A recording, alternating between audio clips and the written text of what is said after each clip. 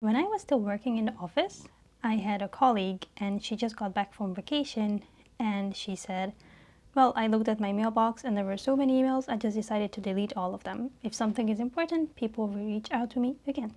And I thought, what? That's an option? I'm not sure if I would still be in business if I deleted any incoming email, but I decided to give this Inbox Zero a chance. So let me tell you a little bit about how this all works, because we're not just deleting all the emails and calling it, look at this empty inbox, and how this experiment then actually went for me and what it did for my business. So let's start with how this works. Basically, it's very simple. It's just like more of a mental game that you have to go through, because there's just one button that you have to press, and it's called the archive button. Any email software has an archive button, and what the archive button does, it moves the email from the inbox to a folder, like a catch-all folder where all of your emails live. But basically, it means that your inbox will be at zero because all the emails go somewhere else. So to reach inbox zero, all you have to do is press the archive button instead of the delete button, because also especially like with legal stuff, you sometimes don't want to just like lose stuff, but it's okay to archive them. They will be still saved somewhere, but they will be out of sight, out of mind. But why is it a problem if things are in the inbox? Because your inbox is supposed to be a place where things get processed and then they get out of the system as soon as possible, so that you at all times know what things are coming at you, how many things are coming at you, and it's not like this catch-all space where it's like exploding all the time and you're thinking, I don't know what's going on anymore. So the inbox is for processing, and as soon as something is processed, it should be out of the inbox. So the very basic system of Inbox Zero is that you delete any email that is like completely unnecessary, you archive the emails that you still want to keep for reference or because something has to be done with it, and you respond to emails that you can respond to in the moment. That is like the very basic system. Except life is not that simple. So here are 3 big categories of things that I ran into during my experiment with Inbox Zero. And I'm going to tell you like what I ran into and then how I kind of solved it, so that I could return to my Inbox Zero. Number 1 being email subscriptions. So we often these days can just like get something for free, but it's not as free as we imagine, because it comes with like 100,000 extra emails in our email box. And the easiest way to solve this is to unsubscribe. So even if you want something and need something, and you sign up for something, even if you buy like a ticket for an event these days, you will get like 1,600 other emails afterwards. So as soon as you got what you needed or what you wanted, just unsubscribe from that service, because we don't want any more of that. And I try to make sure that I have only like 3-4 active subscriptions to anything that I actually want to read or I'm interested in. And everything else, it's not like at the end of the world if you like unsubscribe and resubscribe and do this like as many times as needed throughout your life. So it's not like once you have to unsubscribe, the person will be like, well, you're not getting my emails anymore. You can just resubscribe in the future when you want it. So that kind of like limits the amount of incoming information into my inbox, which makes it a lot easier to like, when I'm processing stuff, to just go through the rest of the emails that are there. Category number 2 is admin stuff. It can be related to your work. So people would be like emailing you all the time about something. A good example of this is setting up meetings. People will be like, well, when are you available? And then you like, there's this huge email chain with like 10 people trying to like coordinate an event. Or if you run a business, people have questions or people run into issues, and then you like have to get back to them. And what I found is there's usually like an underlying something that can be fixed, and if you fix the problem, then those emails will not be coming into your inbox anymore.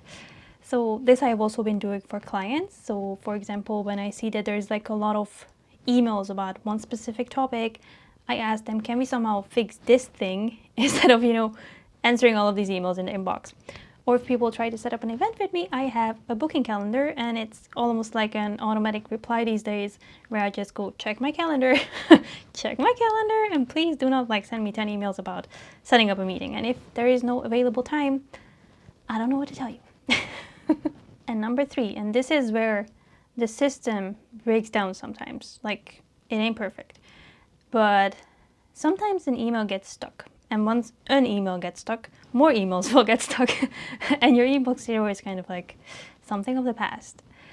And what I noticed is usually that one email that got stuck, first of all, you got to find that one because all the other ones are kind of just like build up afterwards. They cause like a lot of like mental fatigue and like this decision paralysis or whatever. And usually they have like an underlying something why they are stuck.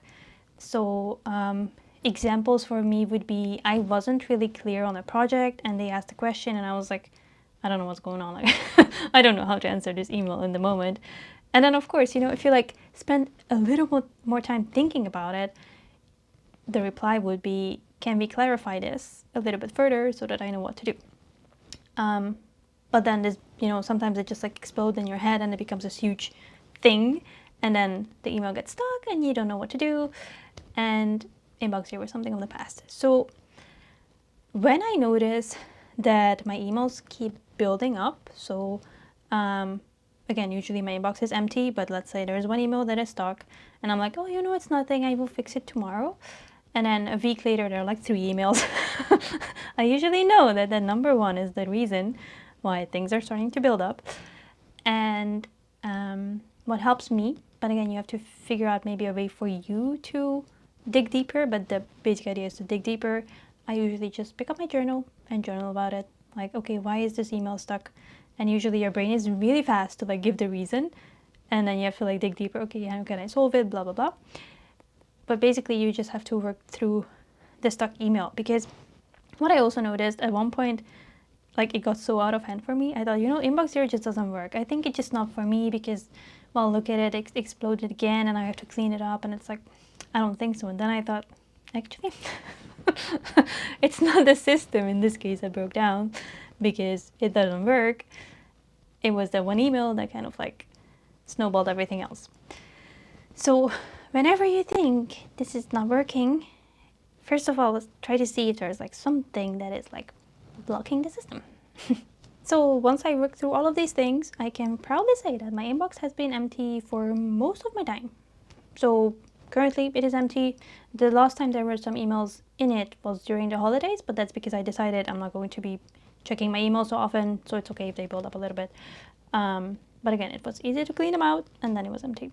And the reason why I keep this up is because if you've ever done or tried inbox zero and like, a few weeks later it kind of broke down, I think or even if you haven't tried it yet, once you do it, there's like this, the moment your inbox is zero, like this mental calm, there's like more space, more time for other things. Because when you wake up, it's not like you open your email and there's like 100 emails in there and you're like, oh no, what am I going to do with my life? But you open your inbox, there's like maybe 3 things and then you're like, I got this.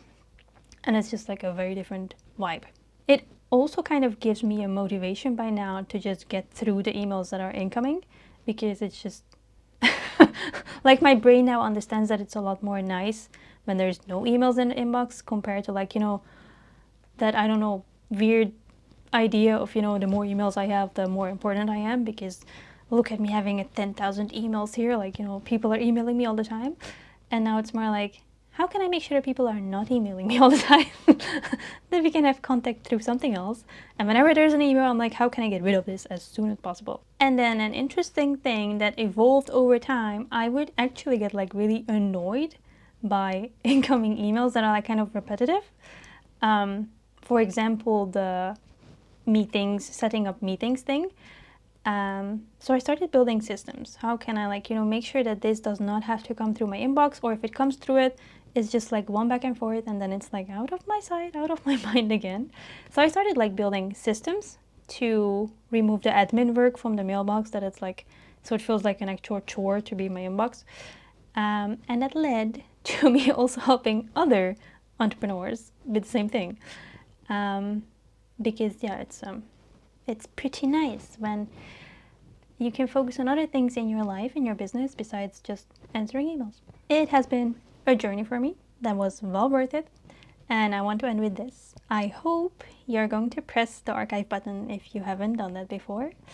It will be scary at first, but I think you might just love it.